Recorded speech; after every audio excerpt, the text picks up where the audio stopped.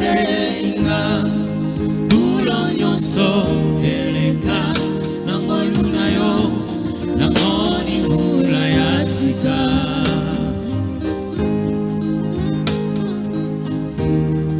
matondo na yo yawe matondo zongela yo Yesu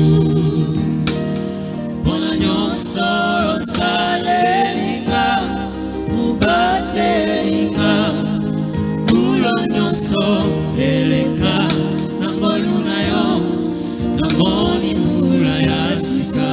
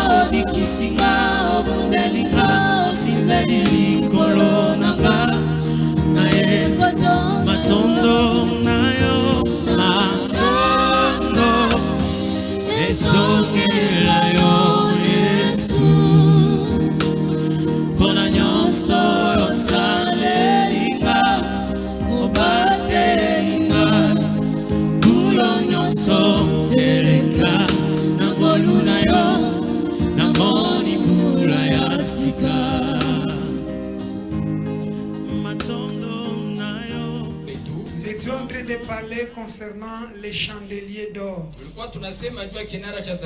Et nous sommes déjà avancés. Et on a lu dans le livre d'Exode 25. Nous réalisons ici à partir du 21e verset.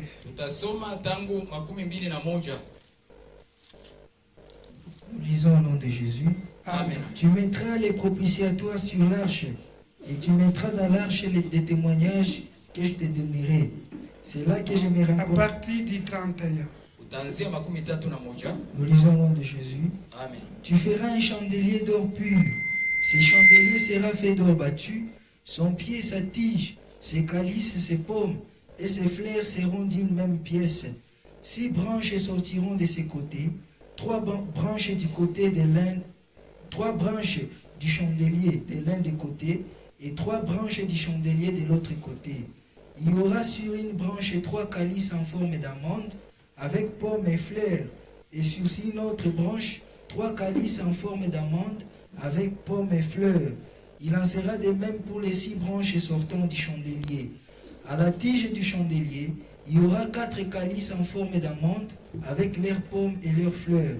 Il y aura une pomme sous 2 des branches sortant de la tige du chandelier, une pomme sous 2 autres branches et une pomme sous 2 autres branches. Et il en sera de même pour les 6 branches sortant du chandelier. Les pommes et les branches du chandelier seront d'une même pièce. Il sera tout entier d'or battu, d'or pur. Tu feras 7 lampes qui seront placées dessus, de manière à éclairer en face. Ces mouchettes et ces vases à cendre seront d'or pur.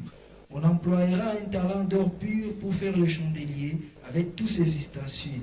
Regarde et fais d'après le modèle qui t'est montré sur la montagne. Amen. Amen. C'est ici où nous sommes.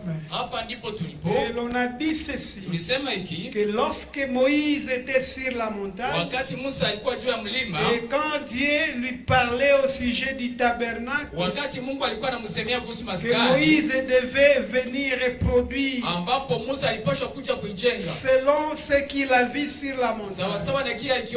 Alors Dieu a fait mention du chandelier.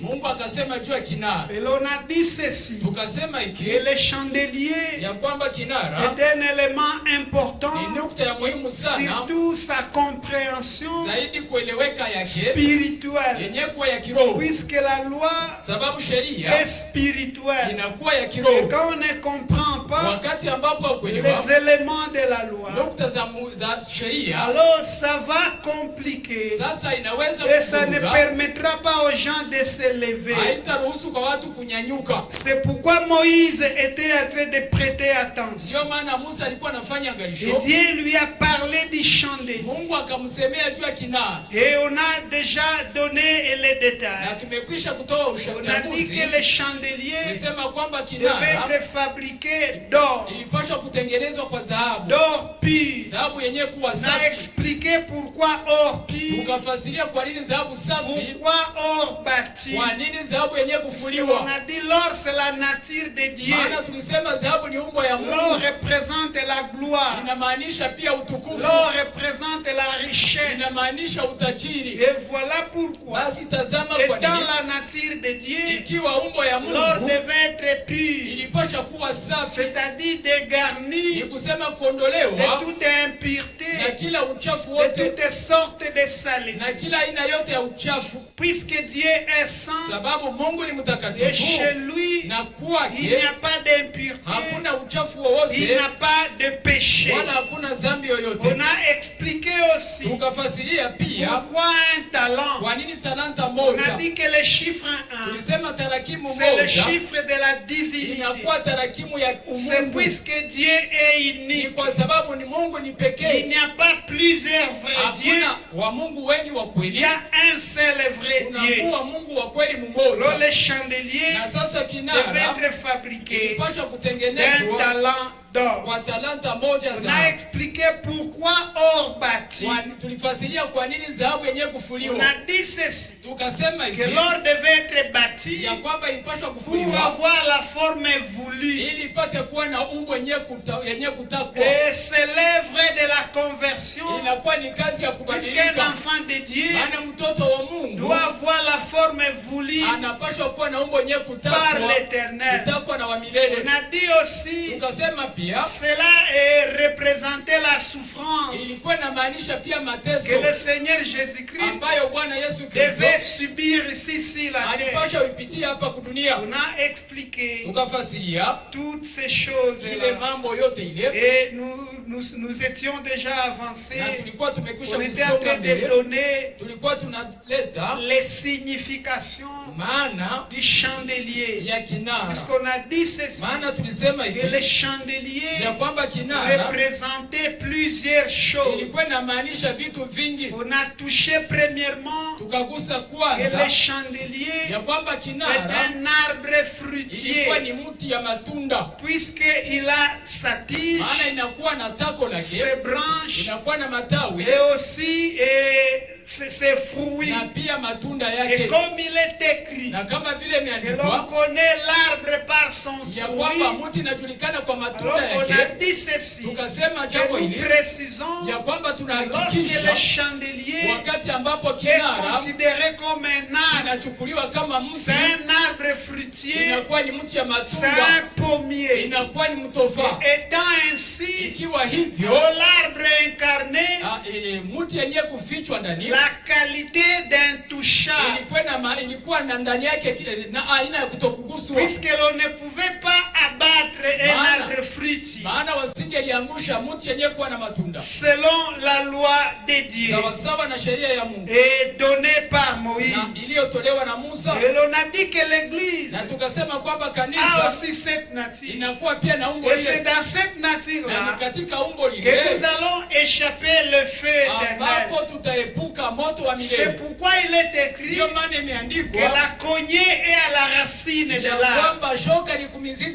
Tout arbre qui ne porte pas de bons fruits sera coupé et jeté au feu. Et l'on a dit aussi que lorsque le chandelier se présente comme un arbre fruitier, cet arbre c'est d'abord le Seigneur Jésus-Christ. Lorsqu'il est le Seigneur Jésus-Christ, alors l'Église doit trouver naissance et sous les pieds du chandelier, c'est-à-dire sous les pommiers. C'est à cause de cela que nous sommes allés avec vous dans les Écritures, là où on était en train de dire que j'étais réveillé sous les pommiers. C'est là où ta mère t'a enfanté, c'est là où elle t'a donné les jours. Et l'on a dit ceci, que l'Église a trouvé naissance sous les pommiers, sous les chandeliers. Lorsque le chandelier est considéré comme un arbre fruitier, lorsque cet arbre est considéré comme le Seigneur Jésus-Christ, alors l'Église que nous sommes a trouvé naissance là-bas. Notre mère, qui est le ministère de la parole, nous a engendré là-bas, étant sous les pommiers. Alors c'est pourquoi il y a ce concept dans les Écritures que celui qui est sous l'ombre du Très-Haut, parce que l'on a dit ceci, être sous l'ombre et de quelqu'un, cela signifie des éléments. Le premier élément, c'est être sous sa protection. Et le deuxième élément, c'est être sous sa domination. Alors voilà pourquoi l'Église est sous l'ombre de l'Éternel. Et étant ainsi, nous bénéficions de la protection divine. C'est l'Éternel qui nous protège. Et comme nous sommes sous l'ombre du Très-Haut, nous sommes également sous la domination de Dieu. C'est pourquoi l'Église doit manifester une obéissance parfaite à la parole de Dieu. L'Église doit manifester une soumission totale à la parole de Dieu. Et c'est ça le désir de la femme. Une femme correcte doit avoir ce désir-là d'être sous l'ombre de son mari. C'est à cause de cela que la femme doit être soumise. C'est à cause de cela que la femme doit être sous la protection de son mari. Et l'on a touché notre élément. On a dit que et les chandeliers représentent aussi l'Église. Quand est-ce que l'Église prend la nature du chandelier? Puisque les chandeliers, dans un langage simple, n'est autre qu'une porte-lampe. C'est ça les chandeliers, porte-lampe. Et là, quand est-ce que l'Église a cette nature-là, c'est lorsque l'Écriture nous dit que vous êtes la lumière du monde. Lorsque Dieu nous donne cette responsabilité, disant que nous sommes la lumière du monde, alors nous devenons un chandelier. C'est-à-dire l'Église est présentée comme le chandelier. Et on a donné au temps des passages selon les Écritures. C'est pourquoi on a dit ceci, que le monde entier est sous la puissance du malin. Le monde entier est couvert de ténèbres. C'est pourquoi il faut faire très attention. Il ne suffit pas seulement de glorifier l'Éternel, mais il faut d'abord vérifier et regarder là où la lumière est en train de briller. Là où se trouve la lumière. C'est à cause de cela que l'homme de Dieu Isaïe était en train d'avertir le peuple. Quand il disait à Israël de faire très attention et de glorifier l'Éternel dans les lieux où brille la lumière. C'est ce qu'il était en train de dire. Quand vous lisez dans Ésaïe chapitre 24, au 25e verset, il dit ceci: glorifiez donc l'Éternel dans les lieux où brille la lumière. Le nom de l'Éternel, le Dieu d'Israël, dans les îles de la mer. C'est puisqu'il savait que les ténèbres couvrent la terre.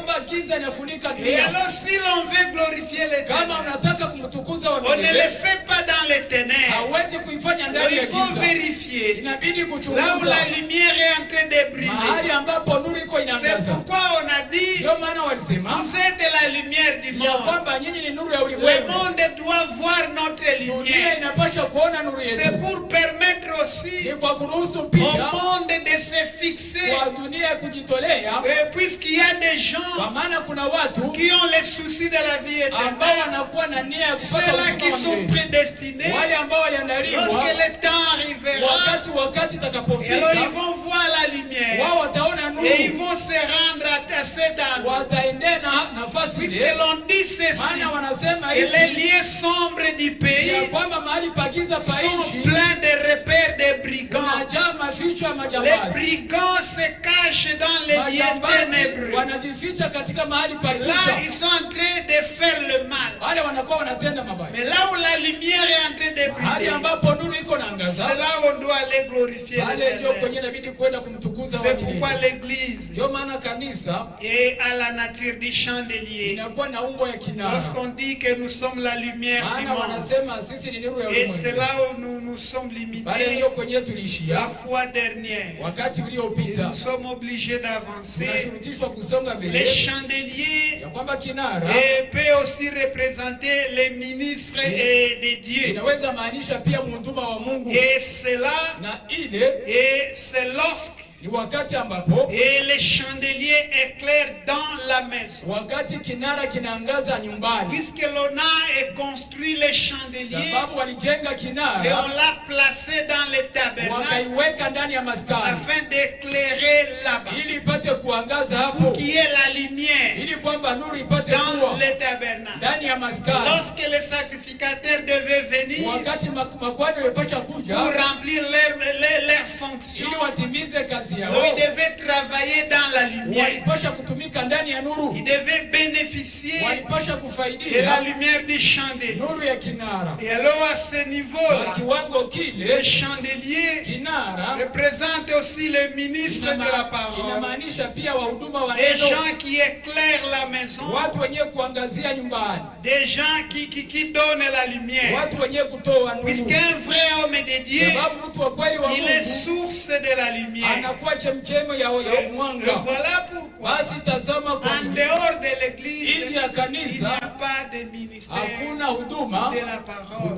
Puisque le ministère de la parole a été placé dans l'église au profit des enfants de Dieu. Nous sommes dans le livre de Luc. Luc chapitre 8. C'est le 16e jusqu'au 17e. Nous lisons au nom de Jésus. Amen. Personne, après avoir allumé une lampe, ne la couvre d'un vase ou ne la met sous un lit, mais il la met sur un chandelier afin que ceux qui entrent voient la lumière. car il n'est rien de caché qui ne doive être découvert, rien de secret qui ne doive être connu et mis à jour. Amen. Amen. Il dit ceci. Anasema hiki, Personne, hakuna mtu après avoir allumé une lampe, kisha kuwasha taa ne la couvre d'un vase aweze kuifunika kwa chombo ou ne la met sous un lit, wala kuiweka chini ya kitanda, mais il la met sur un chandelier, lakini anaiweka juu ya kinara afin que ceux qui entrent voient la ili lumière. wenyewe kuingia waone nuru. Car il n'est rien Maana hakuna chochote de caché kenye kufichwa qui ne doit être découvert, ambacho hakitafunuliwa, rien de secret hakuna kiasiri qui ne doit être connu ambacho et hakitajulikana mis à jour. na kuwekwa kwa siku. Amen. Amina. Alors quand vous lisez là-bas, Wakati mnasoma vous hapo allez voir ce que le Seigneur utaona kile ambacho était en train Bwana de parler. alikuwa mwenyewe Il kusema. dit ceci. Anasema Il hivi, n'y a personne hakuna qui mtu peut allumer sa ambaye lampe anaweza kuwasha taa et yake après avoir na allumé, kisha il va kuiwasha encore couvrir la lampe apate kuifunika tena, avec des choses aifunike kwa pour vyombo cacher sa ili lumière. kuficha nuru yake, Ou alors le mettre wala en kuiweka dessous d'un lit chini ya kitanda afin que ça ne puisse pas éclairer. ili kwamba isiangaze. Alors n'agis pas de cette façon. Usitende kwa namna ile. Lorsqu'on a allumé une lampe, Wakati umewasha c'est taa pour la mettre sur un ni kwa chandelier kuiweka juu ya kinara afin que ceux qui entrent dans la ili maison wenyewe kuingia nyumbani soient éclairés, wapate qu'ils kuangaziwa, voient la lumière du chandelier. wapate kuona nuru ya kinara. C'est ce qu'il était en train de Ile dire. ndio alikuwa anasema, Et il a dit, akasema car il n'est rien de caché maana hakuna kenye kufichwa qui ne doit être découvert. ambacho hakitagunduliwa, Puisqu'il était en train de parler de la connaissance sababu alikuwa anasema juu ya ujuzi, de la parole de ujuzi Dieu. wa neno la C'est Mungu. pourquoi il était en train de Ndio maana dire, alikuwa anasema il hicho, n'y a rien de caché hakuna kilichofichwa qui ne doit être découvert. ambacho hakitagunduliwa, Rien de secret hakuna qui kiasiri ne doit être connu ambacho hakitajulikana et mis à na jour. kuwekwa kwa siku. C'est pourquoi il a dit, Ndio maana alisema ce que je vous ai dit en ile secret, niliwaambia katika dis-le siri, publiquement. muiseme kwa Ce que mbele ya je watu vous wote. ai dit Ana kile en niwaambia coulisses, katika hali ya prêchez Kristo, cela sur le toit. ili upate kuitangaza Alors, juu ya nyumba. voilà pourquoi, Basi tazama là où il y a kwa le ministère de la mahali parole, ambapo kunakuwa il huduma n'y ya a neno, rien qui soit caché. hakuna Tout kitakachofichwa, est à découvert. yote Alors, inafunuliwa. voilà pourquoi Basi tazama kwa nini l'Église de Dieu, kanisa la les Mungu, enfants de Dieu, watoto wa Mungu marchent dans la lumière. wanatembea katika C'est nuru. pourquoi on dit Ndio maana wanasema l'enseignement est une lumière. mafundisho inakuwa nuru, Puisque l'enseignement maana mafundisho ôte les ténèbres, inaondoa giza, l'enseignement mafundisho ôte l'ignorance, inaondoa et ujinga, le peuple va na marcher taifa dans litatembea la lumière. katika Ceux nuru. qui entrent dans la maison, Wenyewe kuingia nyumbani, puisque le chandelier sababu kinara devait éclairer dans la maison. kilipashwa kuangaza Les nyumbani. ministres de la parole Mhuduma wa neno, éclairent dans l'église. wahuduma wa neno wanaangaza Et ndani ya les kanisa, enfants de Dieu na watoto wa qui Mungu sont là-bas ambao wanakuwa voient la wao lumière wanaona nuru et ils marchent na wanatembea dans la lumière. katika nuru, Puisqu'il y a un chandelier sababu kinara kinakuwa qui éclaire. kenye kuangaza. Alors voilà pourquoi, Basi tazama kwa nini lorsque l'homme de Dieu, wakati mtu wa Mungu Esaïe, Isaya, quand il a vu ces choses, wakati alipoona mambo hayo, et il a dit que akasema les kwamba ténèbres giza ne régneront pas toujours halitatawala daima sur la terre, juu ya nchi, où il y a maintenant mahali ambapo sasa des angoisses. kunakuwa uoga, Puisqu'il a vu la fin du règne, sababu aliona mwisho ya Des utawala, ténèbres. utawala wa giza. ce qui a marqué la fin du règne des ténèbres, Kilichoonyesha mwisho wa utawala wa c'était la giza lumière. ilikuwa ni nuru, Puisqu'il a vu une grande maana lumière aliona nuru qui kubwa est apparue. ambayo Et ilitokea il a compris na que akaelewa c'était la fin ya kwamba ilikuwa du mwisho règne ya utawala, des ténèbres. utawala wa giza. Alors voilà pourquoi, Basi tazama kwa dans nini l'église de ndani Dieu, ya kanisa la les Mungu enfants de Dieu watoto wa Mungu marchent en toute exactitude, wanatembea katika uhakika avec yote, précision, conviction, puisqu'il n'y a pas de ténèbres. La lumière est là, l'enseignement est donné et la connaissance est donnée à tout le monde. Puisqu'ils sont dans la maison, puisqu'ils bénéficient de la lumière du chandelier. Parce que lorsque nous sommes dans la maison, ce n'est plus le soleil qui nous éclaire, mais c'est le chandelier. C'est pourquoi, même s'il est encore jour, on peut allumer et une ampoule dans la maison. Puisque non, on ne voit pas bien et on allume. Puisqu'il faut que la lampe soit allumée. Et encore ici chez nous à Bukavu, avec cette construction anarchique, c'est encore pire. Il y a des maisons, quand vous y entrez, vous ne saurez différencier les jours et la nuit. Puisqu'il y a des ténèbres partout. Il faut allumer les ampoules 24 heures sur 24. Et lorsque nous sommes dans la maison, et alors la lumière que nous voyons, c'est la lumière du chandelier. Lorsque nous sommes à l'extérieur, et là nous prenons une autre nature, et alors c'est le soleil qui éclaire. Alors c'est de cette façon. Alors, il faut comprendre tout ce concours afin de ne pas tomber dans la confusion. Alors voilà pourquoi et le ministère de la parole est placé dans l'église. Pourquoi nous disons qu'un vrai homme de Dieu est une source de lumière pour éclairer le peuple de Dieu.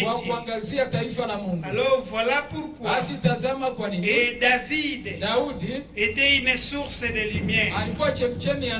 Nous sommes dans 2 Samuel. 2 Samuel chapitre 21.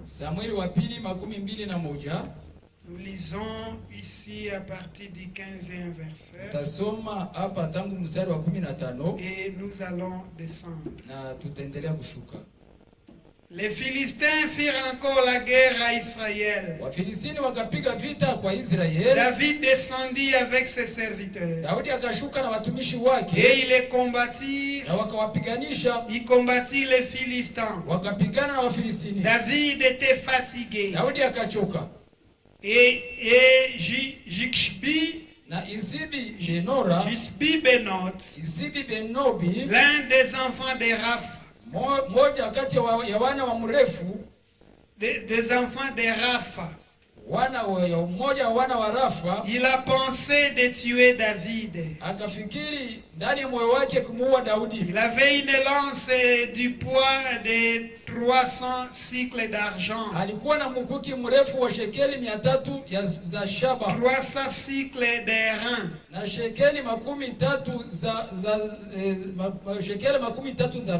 Et il était ceint d'une épée neuve.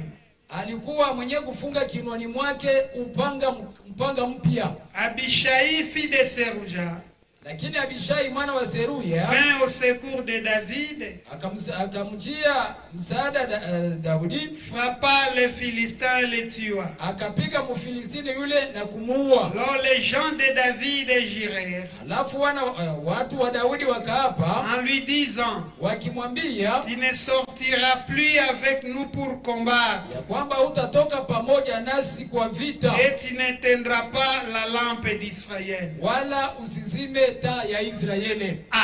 Amen. Alors on dit ceci. Lorsque les Philistins étaient venus pour combattre les enfants d'Israël, et que David devait mettre en place son armée, lui aussi était parti avec les militaires. Il est allé aussi combattre.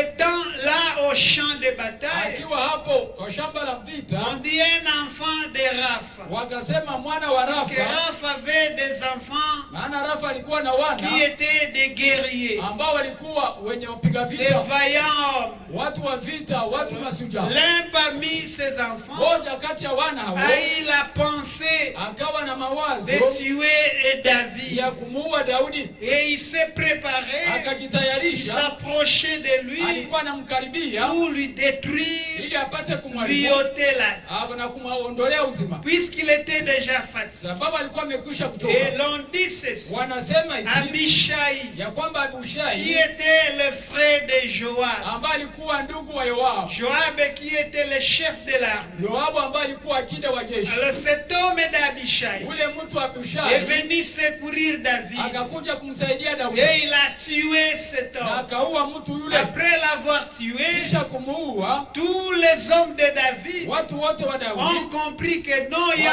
un danger. wakaelewa kwamba kuna hatari. Et ils ont juré en Wao disant wakaapa kusema que tu ne peux plus aller avec ya nous kwamba hawezi kwenda pamoja à la nasi guerre. vitani, Et tu n'éteindras pas la lampe wala d'Israël. hautazima taa ya Israeli, Puisque David sababu Daudi était considéré alikuwa comme anachukuliwa une lampe. kama vile taa, Il était considéré alikuwa comme anachukuliwa la lampe kama vile d'Israël. taa ya Alors, Israeli, sa présence, na uwepo c'était wake la présence de la lumière. ilikuwa ni uwepo wa Et nuru, tout Israël na Israeli pouvait mzima bénéficier de cette lumière. wangefaidia nuru ile. C'est pourquoi les gens ont décidé de le Ndio protéger, maana watu waliona vyema kumkinga, puisqu'ils ont compris sababu wakaelewa que sa mort ya kwamba kifo chake risque de plonger inaweza kutupa Israël dans les ténèbres. Israeli mzima katika C'est giza. comme quelqu'un Ni kama mtu qui fulani vient de casser votre lampe. mwenye anakuja kuvunja taa Comme yako, la lampe est là, kuona taa iko en train pale, d'éclairer, iko yenye et kuangaza,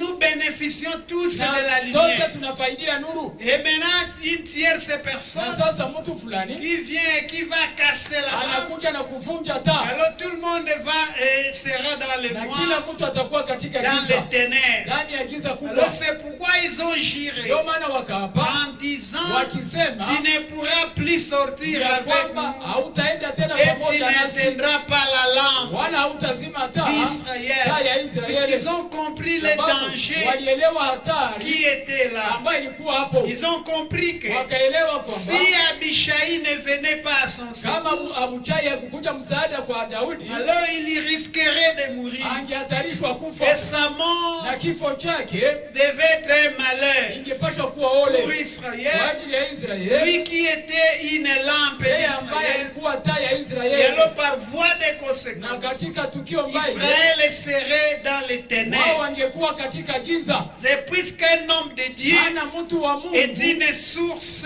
de la lumière. anakuwa chemchemi ya Il est nuru, une lampe, anakuwa c'est taa, un chandelier. anakuwa kinara. Et voilà Basi pourquoi tazama kwa nini l'Éternel a placé les chandeliers Wanilele akaweka dans kinara le tabernacle ndani ya maskani afin d'éclairer ili là-dedans. ipate kuangaza humo ndani. Et c'est pourquoi nous disons Ndio maana tunasema que les hommes de Dieu ya kwamba watu wa Mungu constituent un chandelier wao wanaunda pour kinara éclairer kwa ajili ya dans kuangaza la maison. ndani ya La nyumba. maison dont il est question, Nyumba ambayo inahusu c'est hapa l'église. inakuwa kanisa. Voilà pourquoi Tazama kwa nini l'église voit la lumière. kanisa linaiona nuru, L'église marche dans la kanisa lumière. linatembea katika nuru, L'église bénéficie de la lumière. inafaidia nuru. Et c'est pourquoi Na ndio sababu l'église est en communion, kanisa inakuwa katika avec ushirika l'Éternel. na wa milele, puisque celui qui est dans les ténèbres maana mwenye kuwa katika ne peut giza en aucun cas être en communion hawezi kuwa katika ushirika avec Dieu. na Mungu. Il faut que la lumière soit là. Inabidi nuru ipate kuwa hapo. C'est pourquoi Ndio sababu les chandeliers étaient toujours allumés. nara ilikuwa inawaka daima, Et dans la suite des na temps, kwa wakati on va y ulipokuja arriver tutafika huko, lorsqu'Israël a éteint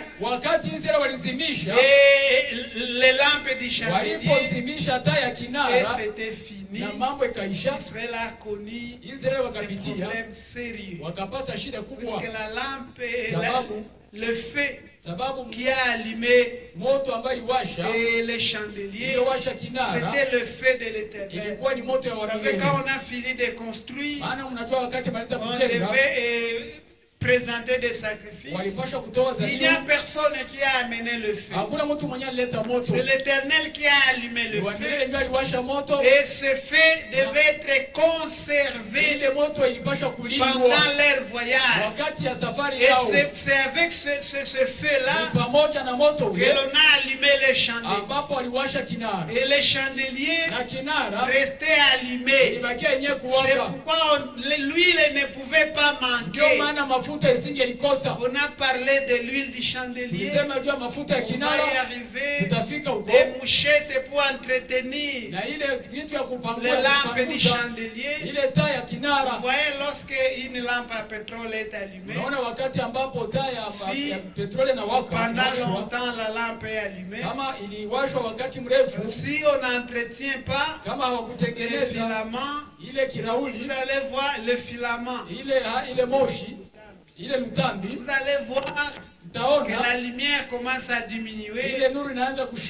Et puisqu'il y a des cendres qui devaient être enlevées.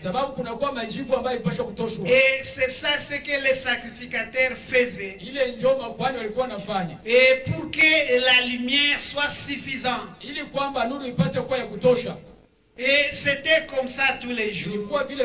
Les chandeliers devaient rester allumés afin d'éclairer dans la maison.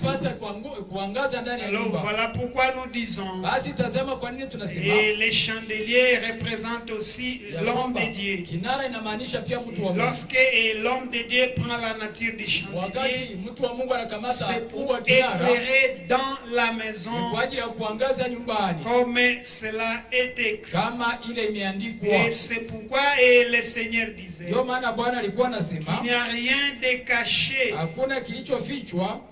qui doit rester sans être connu. C'est pourquoi au jour d'aujourd'hui, l'Église a cet avantage de tout connaître. L'Église a cet avantage de tout savoir.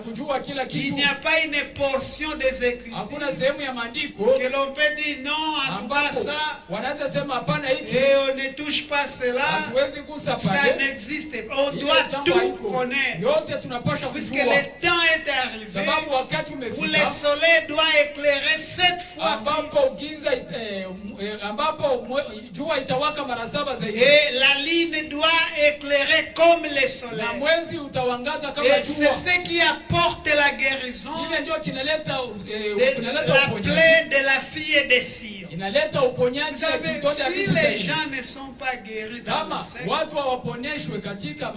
ce n'est pas pour rien. C'est puisqu'il n'y a pas la lumière et l'absence de la lumière, vous ne serez en aucun cas en communion avec l'Éternel. L'absence de la lumière, il n'y aura pas la guérison. Esaïe a crié en disant, en ces jours-là, il n'a pas dit si c'est quel jour. Il a dit seulement en ces jours, la lumière du soleil sera 7 fois plus. Et la lumière de la lune sera comme la lumière du soleil. Lorsque l'Éternel guérira la plaie de la fille de Sion et bandera ses coups.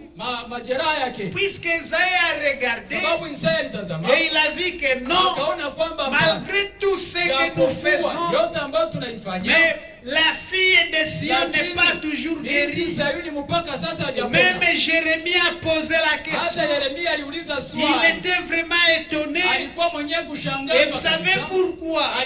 C'est puisque les prophètes avaient l'esprit du Seigneur Jésus-Christ. Et par cet esprit-là, ils faisaient des recherches et des investigations. C'est pourquoi ils ont touché la grâce qui nous a été réservée. Parce qu'ils avaient des inquiétudes. Mais qu'est-ce qu'on ne fait pas? Mais pourquoi les gens ne sont pas guéris? Jérémie a posé la question. Il n'y a-t-il plus de baume en Galade? Est-ce que les médecins ne sont pas là? Mais pourquoi alors la plaie de la fille fille de Sion n'est pas toujours guérie. Mais pourquoi on n'a pas donné la réponse? Et on ne savait pas.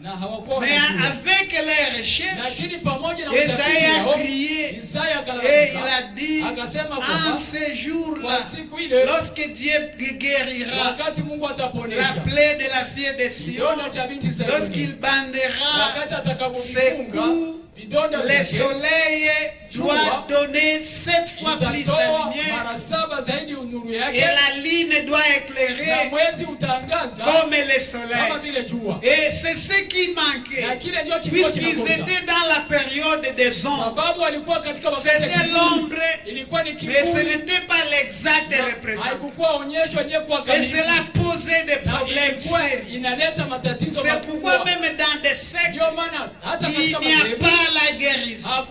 Quelle que soit la bonne volonté, quel que soit l'effort fourni, mais la guérison n'arrivera jamais.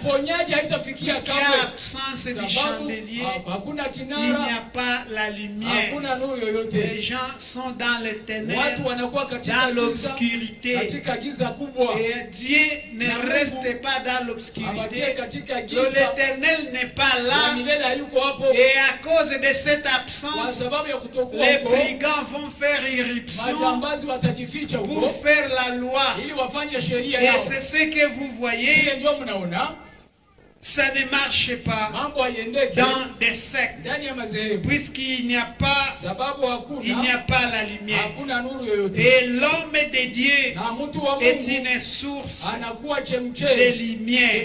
C'est à cause de ça, sachant que David était un homme de Dieu, voilà pourquoi on lui a dit qu'il ne sortira plus avec, puisque l'Église, le peuple de Dieu doit savoir protéger les hommes de Dieu, sachant qu'ils sont une source de la lumière.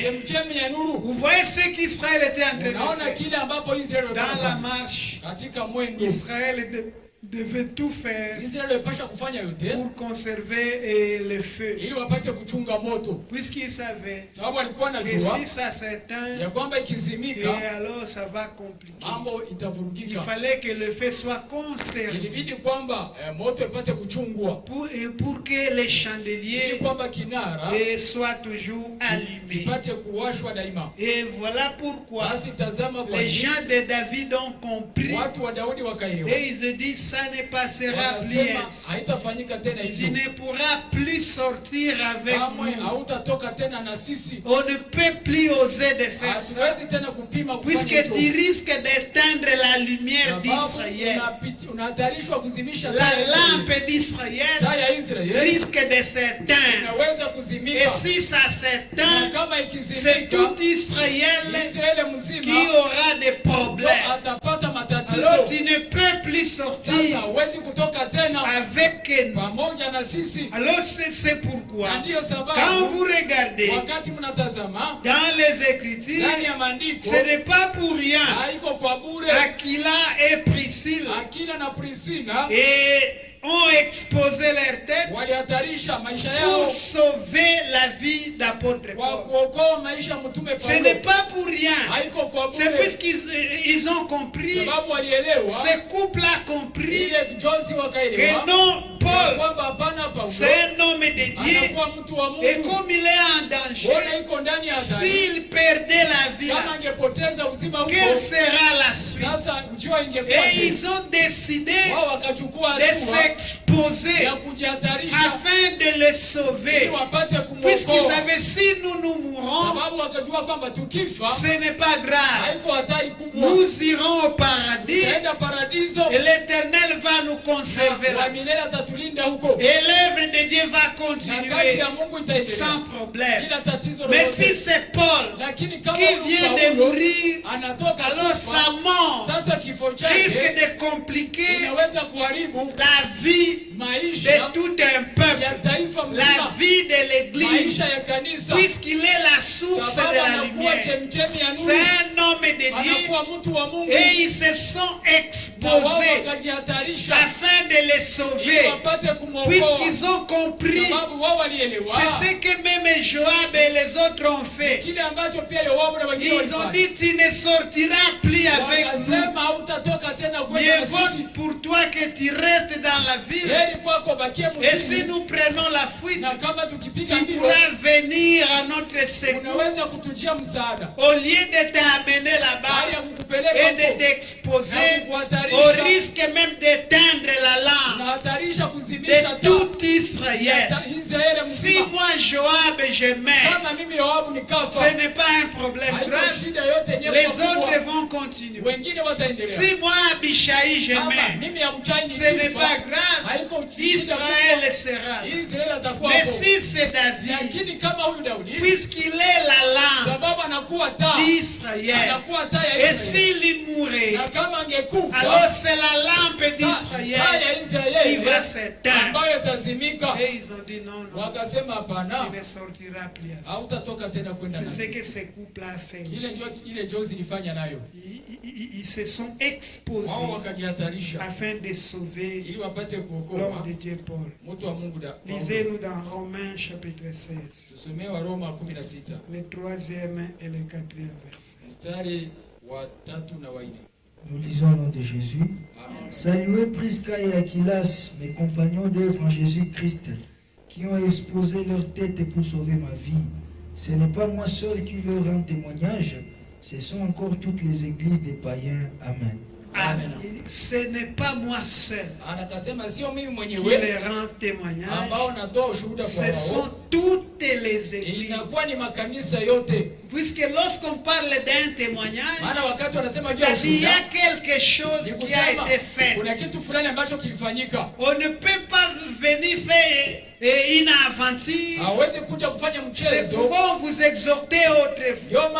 Quand vous faites vos témoignages, il faut faire très attention. On ne fait pas un témoignage pour plaire à un homme, à une opinion quelconque. Puisque tu vois que non, tel m'a fait ceci, et si je ne passe pas pour témoigner, bon, en tout cas, il va me regarder avec un mauvais, peut-être il va me considérer de ceci ou de cela, et à cause de cela, tu passes ici, puisque tu veux plaire celui qui est coupable au plus haut point devant l'Éternel. Puisque quand tu passes ici, c'est devant l'Éternel, ce n'est pas devant un homme. Et lorsque nous sommes devant l'Éternel, la gloire de l'homme doit disparaître. Et c'est la gloire de l'Éternel doit être présente. Voilà pourquoi, si je peux venir ici, ce n'est pas pour plaire à ma femme, ou alors à mon mari, ou à une opinion quelconque. Je viens devant l'Éternel et je m'adresse à lui, afin que toute l'église soit édifiée de ce que l'Éternel m'a fait. C'est pourquoi il est écrit, on est en train de montrer que l'homme ne peut recevoir et quelque chose si cela ne lui a pas été donné du ciel. Nous sommes seulement des instruments que l'Éternel utilise. Alors on ne peut pas passer ici pour plaire à son mari, à sa femme ou à une opinion quelconque. Non, ce n'est pas la volonté de Dieu. Quand vous venez ici, c'est en toute sincérité devant l'Éternel et vous parlez du fond de votre cœur. C'est pourquoi il dit, ce n'est pas moi seul qui les loue, c'est encore toutes les églises des païens. Puisque ce qui a été fait par ce couple, cela a été connu par toutes les églises, et toutes les églises glorifient glorifié l'Éternel au sujet de ce que ces gens ont fait. Ils ont exposé leur tête afin de sauver la vie d'apôtre Paul. Puisque ils n'étaient pas en danger, ils se sont exposés par leur propre volonté, puisque c'était l'unique moyen pour sauver Paul. C'est Paul qui était en difficulté. C'est lui qui avait besoin d'un sauveur, de quelqu'un qui pourra l'aider. Et Aquila et Priscille ont pris cette initiative que non, c'est l'homme de Dieu. Il est la source de la lumière. Si nous gardons le silence, il risque de mourir. Et s'il mourait là-bas, alors c'est la lampe de tout un peuple qui va s'éteindre. Et ils ont décidé qu'il n'y a pas moyen. Nous devons faire quelque chose. Si nous allons mourir tard, nous devons faire quelque chose. Et ils ont pris l'initiative. Et au finish, l'Éternel les a tous sauvés. Et il a voulu que cela soit ainsi. C'était aussi une manière de, vous savez, Dieu nous éprouve. Dieu nous éprouve dans plusieurs manières. Et si on ne fait pas attention, on risque d'être écarté. Dieu savait qu'il va tous les sauver. Mais il voulait voir cette détermination, cette considération. Qu'est-ce que Dieu attendait pour les sauver?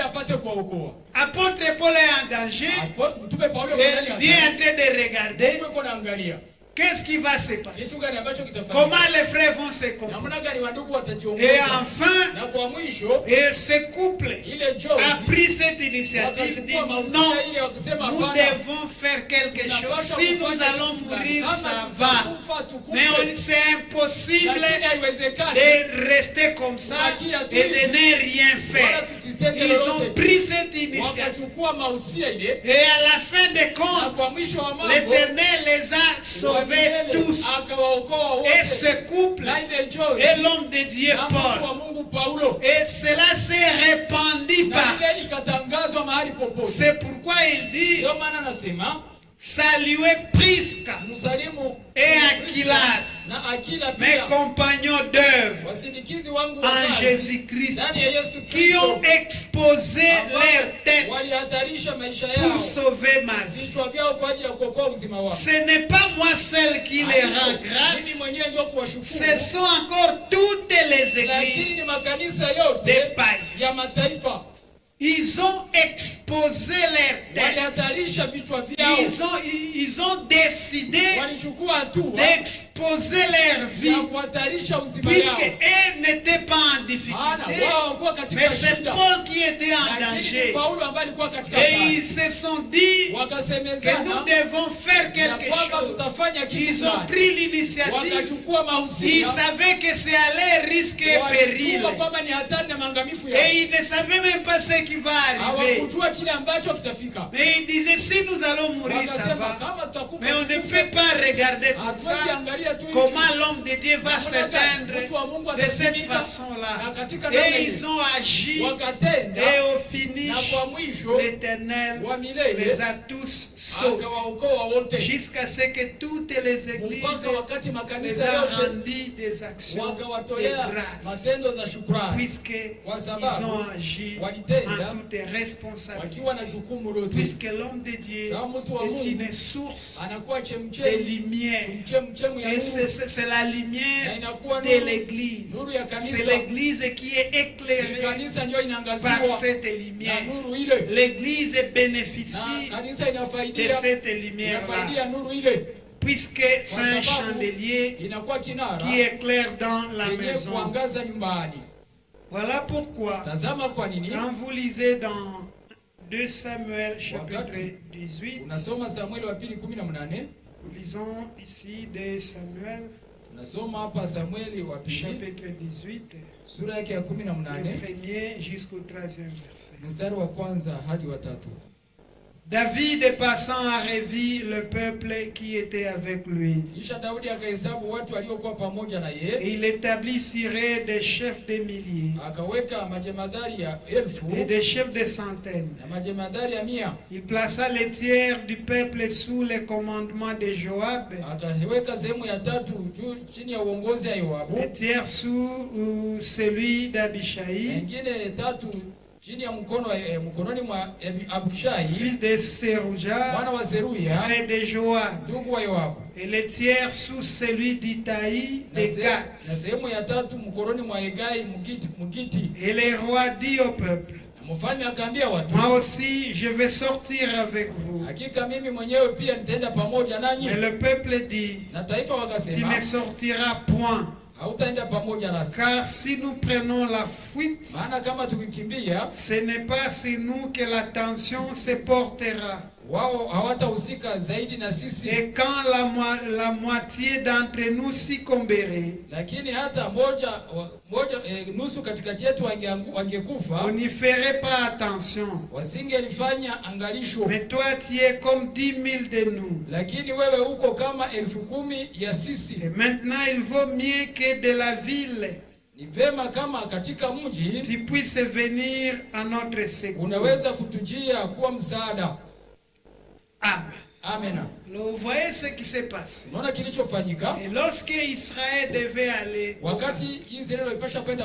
et après que David puisse faire des répartitions,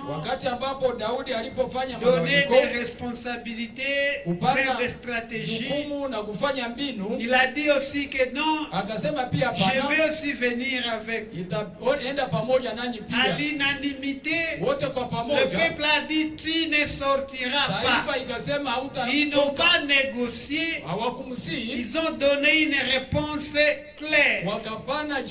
Tu ne sortiras point. C'est-à-dire, ça ne passera pas ainsi. Tu ne sortiras point pour aller avec. Toi, tu dois rester. Tu dois rester.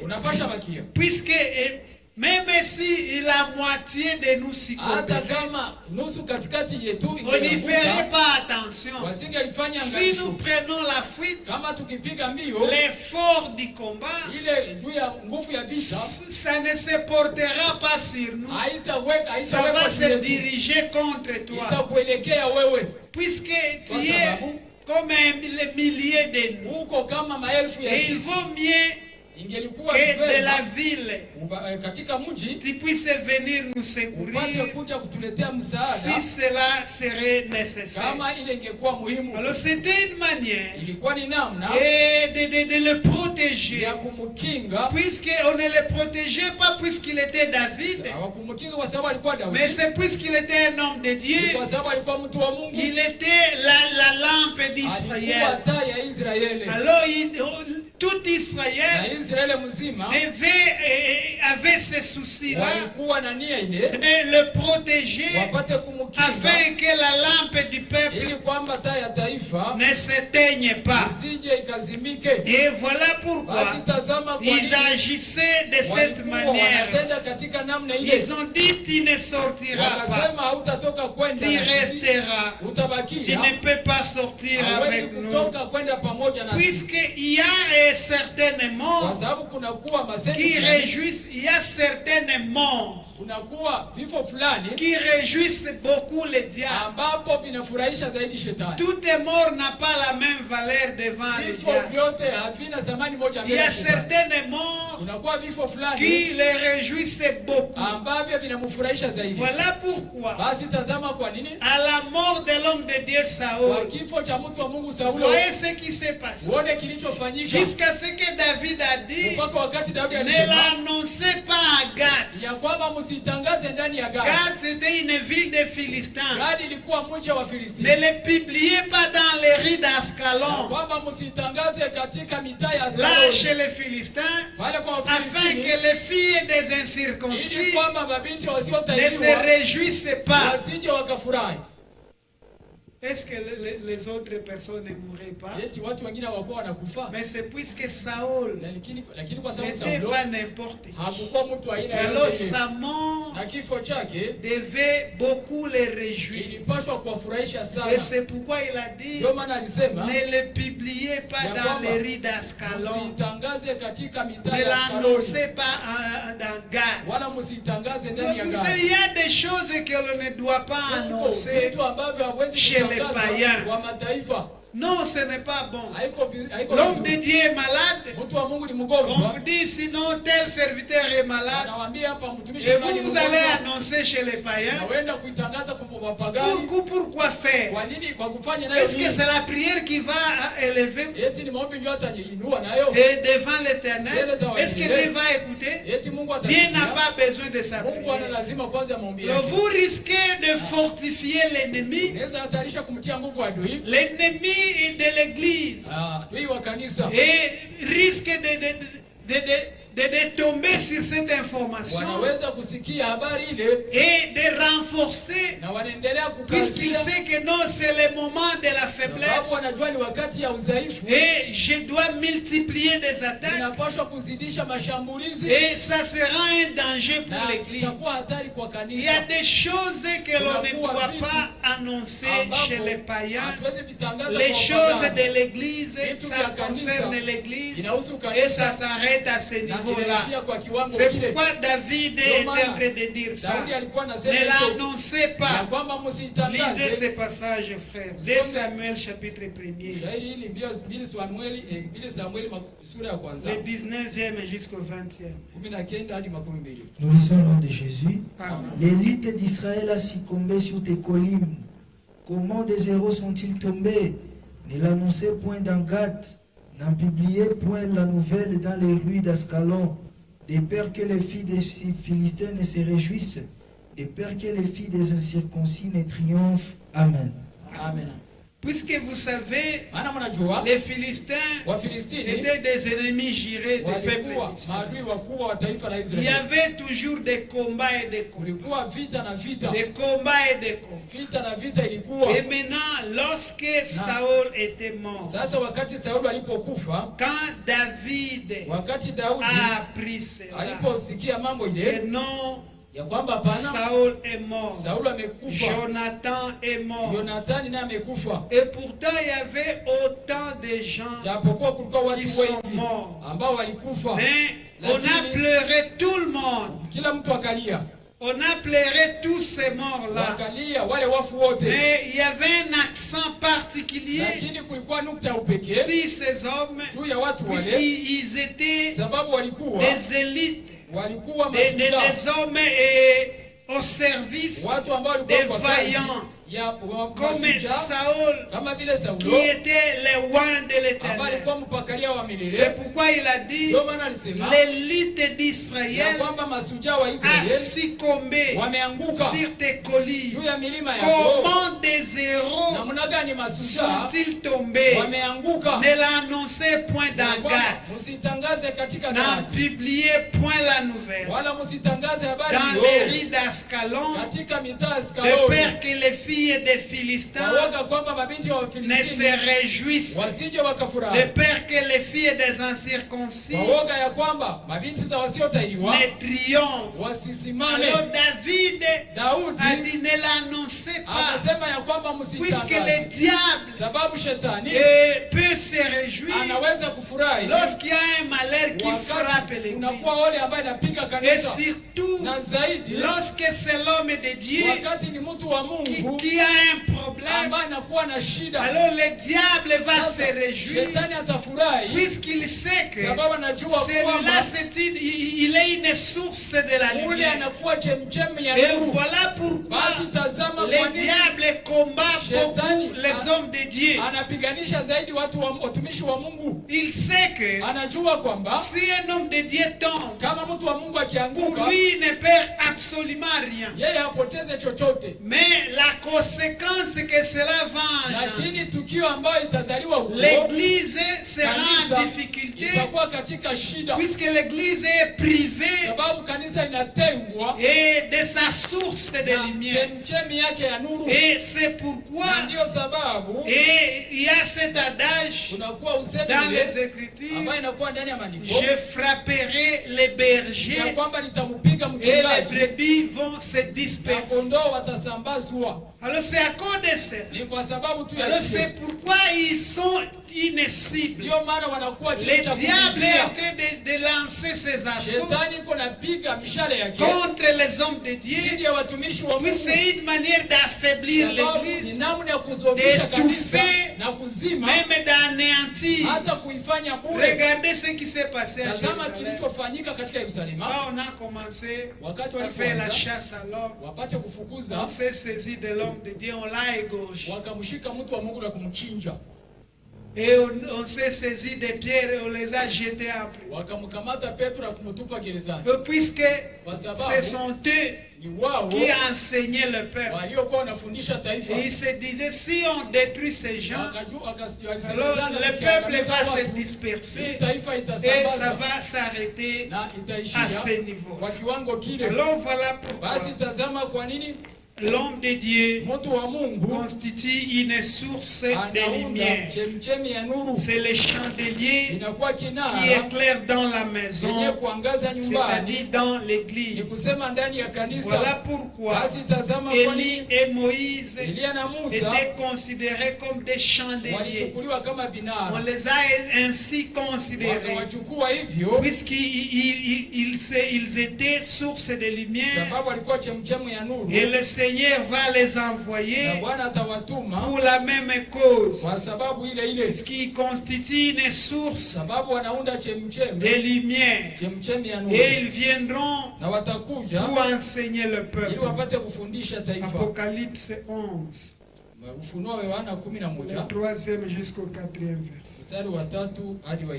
Nous lisons Apocalypse chapitre 11, du 3e jusqu'au 4e verset. Nous lisons au nom de Jésus. Amen. Je donnerai à mes deux ouins le pouvoir de prophétiser, revêtus de sacs, et pendant 1260 jours. Ce sont les deux oliviers et les deux chandeliers qui se tiennent devant le Seigneur de la terre. Amen. Amen. Ce sont les deux oliviers et les deux chandeliers qui se tiennent devant le Seigneur de toute la terre. Pourquoi on les appelle des chandeliers? Puisque ce sont des hommes de Dieu, ils constituent une source de la lumière. Et lorsque l'Éternel va les envoyer ici, alors ils auront cette responsabilité d'enseigner le peuple, d'éclairer les enfants d'Israël. Et regardez ce qui va se passer. Ils deviendront la cible de la bête. Ce sont eux qui seront attaqués par la bête. Et on dit ceci: ils seront anéantis. La bête va les détruire. Quand ils vont arriver à la fin de leur prophétie, lorsqu'ils vont finir leur mission, alors Dieu va ôter la protection pour qu'ils soient tués. Et la force de la bête va se diriger premièrement contre ces deux hommes. Et ils seront tués, puisque l'on sait qu'ils constituent une source de lumière. Ce sont eux qui enseignent, ce sont eux qui éclairent. Alors il faut les attaquer, il faut les détruire. C'est ce que la bête fera à ce temps-là, après l'enlèvement de l'Église. Nous nous arrêtons à ce niveau. Demain, et grâce à Dieu, nous allons continuer. Que Dieu vous bénisse.